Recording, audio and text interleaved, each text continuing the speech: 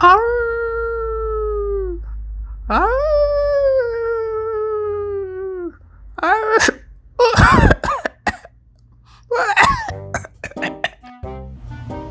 Hey guys, what's up? Udah lama juga ya nggak berbagi cerita yang nggak penting. Ngomong-ngomong, udah minum vitamin C belum? Kalau belum, buruan cebok ya. Tahun 2020 emang wow banget ya. Kayaknya ada aja kejadian yang bikin hati deg-degan. Mulai dari Sultan Jember lah, sampai Sunda Empire pun ada. Kalau nunggu agak lama nih ya, kayaknya bakal ada yang mau minjem duit lagi deh ini. Mau ngutang maksudnya. Ya udah, daripada bahas pemilu, mending dengerin aja yuk cerita kali ini. Seruput.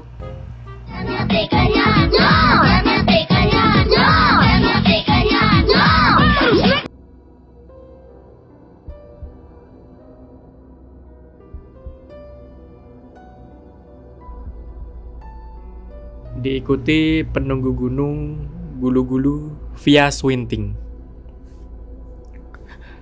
Mungkin aku menceritakan sebuah perjalanan yang gak penting, tetapi memang gak penting sih ya. Ya mungkin kalian bisa mendapat pembelajaran dari cerita inilah. Ya, ataupun tidak. Kami merencanakan pendakian menuju Gulu-Gulu via Swinting. 2 bulan sebelumnya sudah merencanakan sedemikian rupa, dan kami awalnya hanya berempat menjadi 5 pria, 1 wanita, 3 bencong, 1 kambing, dan 2 kangkung. Sebagai penjelasan, sepasang cowok dan bencong kini sudah mantan. Lanjut. Jika sesuai rencana, kami akan berangkat naik delman pada jam 1 siang menuju Magelang, tetapi 5 orang lain tidak bisa berangkat di jam tersebut karena masih mengarit dan mengangon kambing mereka. Sehingga dia mencari delman keberangkatan malam dan berubah jadi jam 8 malam menuju Suprapto. Di perjalanan, kami semua masih bercanda dan mengobrol sampai terjebak macet sekitar 5 jam di daerah Karambol. Dan kami sampai Suprapto jam 2 siang. 30 menit kita habiskan untuk istirahat dan makan. Lalu melanjutkan perjalanan ke desa Swinting dengan naik kuda liar. Kuda liar? Susu. Kami akhirnya jalan saja menuju base camp. Karena kuda liar tidak mau berjalan lurus tetapi letter L. Garing Emang catur letter L. Di perjalanan menuju base camp, kami berdoa dulu supaya perjalanan aman. Lanjut menuju perjalanan ke pos 1. Trek aspal berbatu agak menguras tenaga. Lalu 1 jam kemudian tibalah kami di pos 1. Di perjalanan temanku merasa titiknya kram karena sempaknya kekecilan katanya. Makanya kalau beli yang pas. Kami membuat jadi 2 tim agar tidak saling menunggu dan jaga jarak. Sesampai di pos 2 pada pukul 1 dini hari, karena kami saling membackup teman yang cedera, kami mencari tempat untuk mendirikan tenda. Sebagian dari kami, termasuk aku, membuka flyseat, ya itu, dan memasak untuk minum. Sebagian yang mencari tempat ngecamp tidak ingin turun dan meminta makanan tersebut untuk dibungkus saja buat makan nanti dia. Setelah makan, beberapa dari kami yang masih di bawah pergi ke mereka yang sudah mendirikan tenda. Ya, tersisa 4 orang, termasuk aku yang masih di belakang untuk menemani teman yang cedera tadi. Dan dia menemukan sebuah tas carrier dan botol-botol aqua, ya lumayan lah. Badi kiloin kan. Memang sebelumnya di tempat kami memasak ada rombongan yang ingin turun dan kami menunggu mereka untuk pergi. Saya kira tasnya ditinggal. Tapi kami tunggu udah seminggu, tapi Yang punya nggak datang-datang aja nih. Aku kemudian ditanya oleh temanku. Bro, ini carrier bawa atau tinggal? Gimana ya? Terserah ente aja deh. Coba buka isinya apaan? Langsunglah dibuka sama temanku dan tahu isinya ternyata jaket, kasur, kulkas, perabatan rumah tangga, TV, AC, dan mesin cuci air. Lah, itu tas atau kantong ajaib Doraemon? Dan temanku berinisiatif untuk menggawanya. Aku hanya menyentuh tas dan masih ada banderol seharga 200.000 perak. Ini tas carrier apa kresek ya? Kami menempatkan barang tersebut di semak belukar dan sampailah kami bertemu dengan lainnya di Lebah Tengkorak. Sebelum berangkat, sempat temanku ada yang cerita bahwa di Lebah Tengkorak ini ya agak horor. Namun kami benar-benar pikun. Tanpa berlama-lama istirahat, kami membangun 4 tenda yang dibagi 2 dengan jarak yang ya cukup dekat lah. Aku berada di tenda yang bawah. Saat mendirikan tenda, temanku yang dari si anjir ini mematahkan beberapa ranting karena untuk menghindari tenda sobek. Malam pun tiba. Kami masih bisa mengobrol dan ya bersendagro sedikit-sedikit lah, agar letih kami tidak terasa di dalam tenda.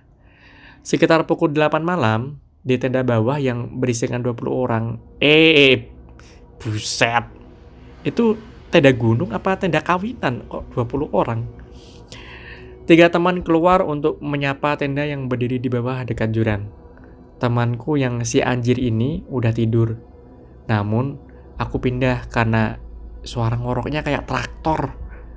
Mulutnya mangap mengeluarkan cairan tidak sedap. Aku pindah tenda sebelah dan membuat teh hangat sendiri. Jam 9 malam, temanku mengajak tidur bareng karena besok mau summit. Emang aku cowok apaan diajak tidur bareng? Tapi ya udahlah, ayo aja. Di tenda atas, salah satu lelaki ini ingin memakan sosis. Tapi bukannya dimakan, malah sosisnya diemut-emut. Aku yang lihat jadi ngilu dan jijik. Ya, sosis itu berasal dari salah satu tas logistik sih ya. Saat kami terlelap dalam letih, alarm berbunyi tepat pada jam 3 pagi. Aku dan temanku membangunkan yang lainnya pakai kaos kaki. Bau sekali. Bangun tidur biasanya ada hal lain yang bangun juga. Namun, aku toyor akhirnya tidur lagi juga tuh. Gawat kalau sampai mengamuk. Aku lalu meminta air kepada yang lain, ternyata habis. Terus mereka menyuruhku untuk mengambil air ke bawah dan juga mau dong ditemani.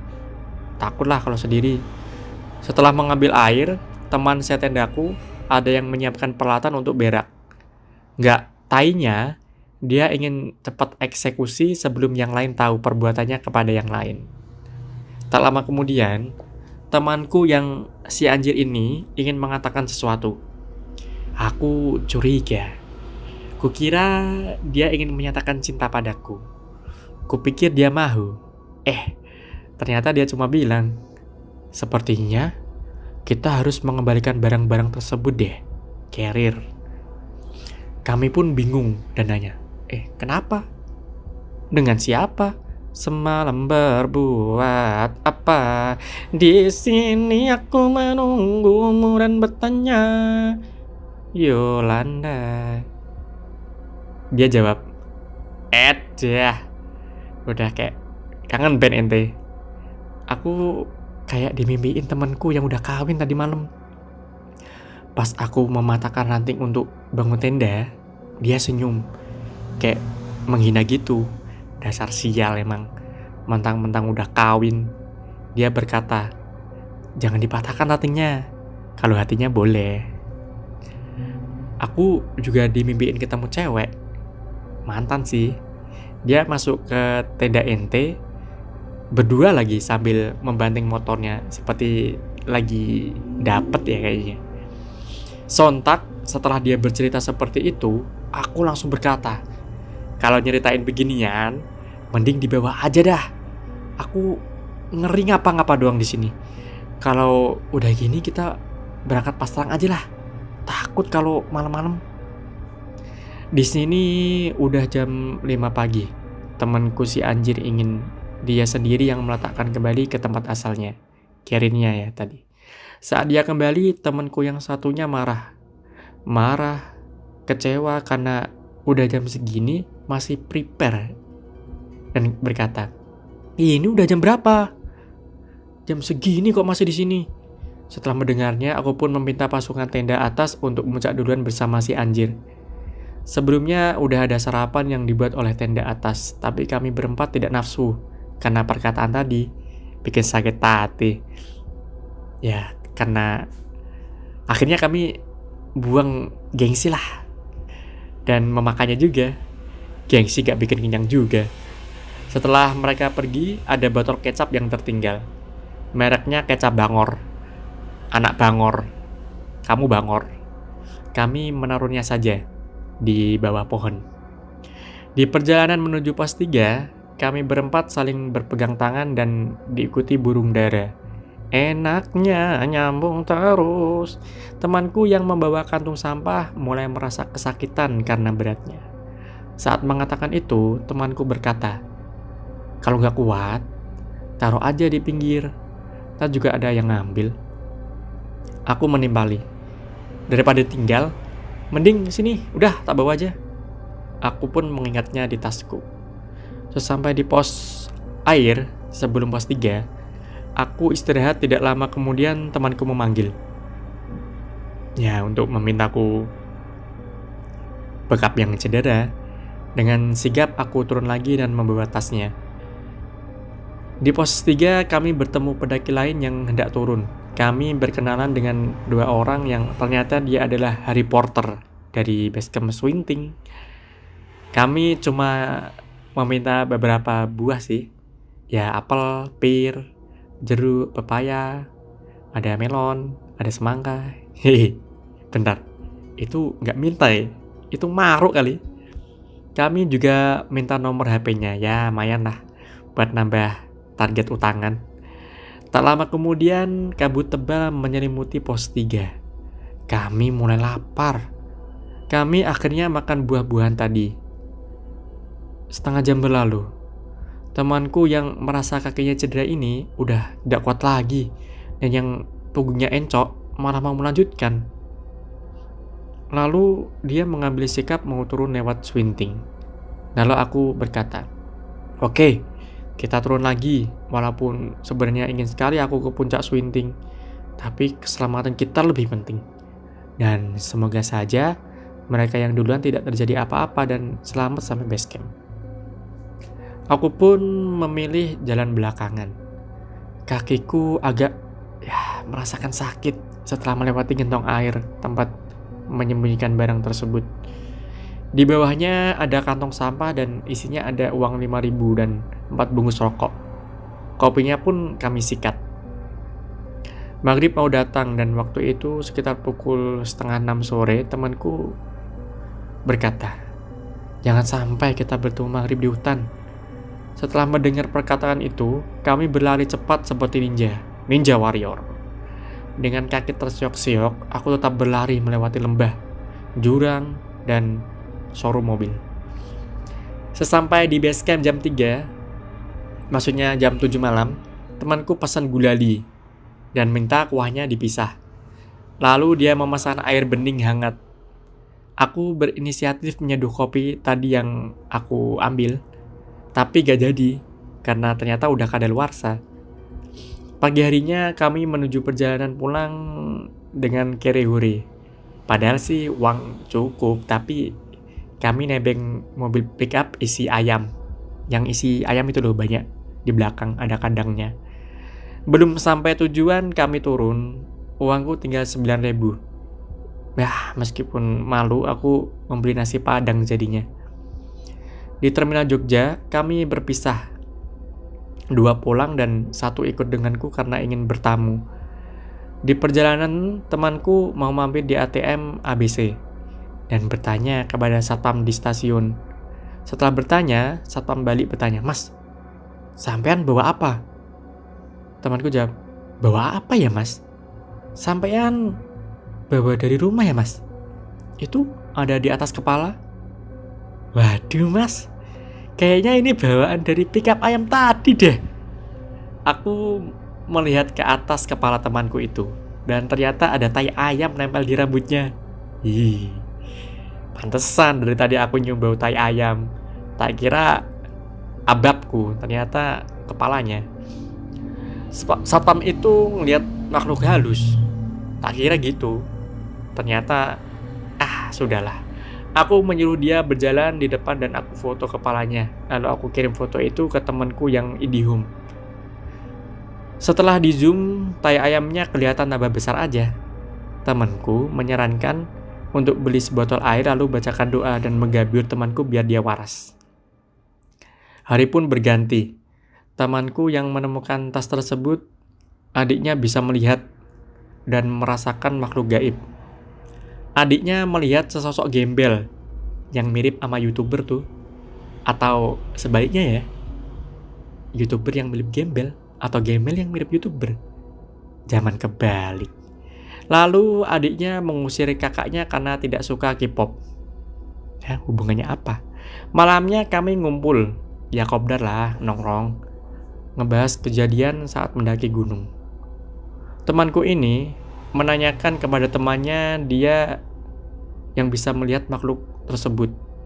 Lalu mengirim foto saat kami berempat, dan ternyata di balik kami masing-masing diikuti sesosok.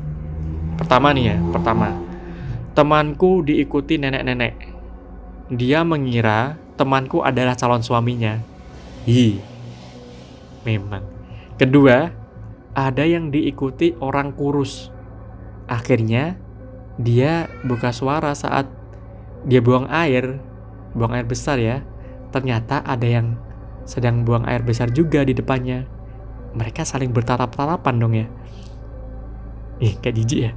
Badannya kurus sekali. Wajahnya seperti ngajak berduel. Siapa yang paling jago untuk ngeden? Dan temanku yang diikuti sesosok gembel. Terakhir aku diikuti sesosok pemuda berwajah tua. Dan ternyata dulunya adalah leader. Katanya dia leader MLM. Dia merasa kalau aku mengikuti jejaknya sebagai leader MLM, aku bisa sukses. Katanya, prospek. Beberapa hari berselang, adik temanku kerasukan oleh penghuni yang merupakan raja di sana. Sebut saja Rangga Suasana. Dia ingin kami semua minta maaf atas perbuatan kami.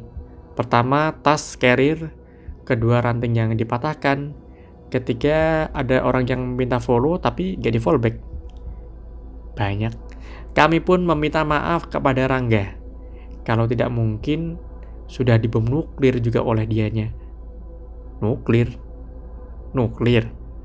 Permintaan kami pun diterima dengan syarat ikut puzzle dan empire.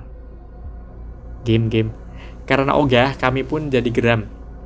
Lalu mengundang ustadz untuk meruqyah adiknya. Rangga akhirnya kepanasan dan tidak pernah balik lagi untuk merasuki adiknya temanku. Sekarang kami akan lebih berhati-hati saat naik gunung. Lain kali kami akan pakai helikopter biar cepat sampai ke puncak.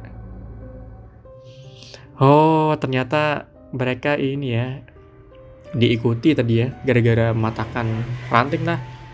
Bawa carrier-nya orang gak jelas, tapi kok ada banderolnya. Itu orang ninggalin tas carrier pamer ya kayaknya. Mentang-mentang punya carrier. Coba bawa sak semen untuk mendaki. Pastilah diambil buat bangun rumah. Di atas gunung lagi. Turunnya 3 gelundung.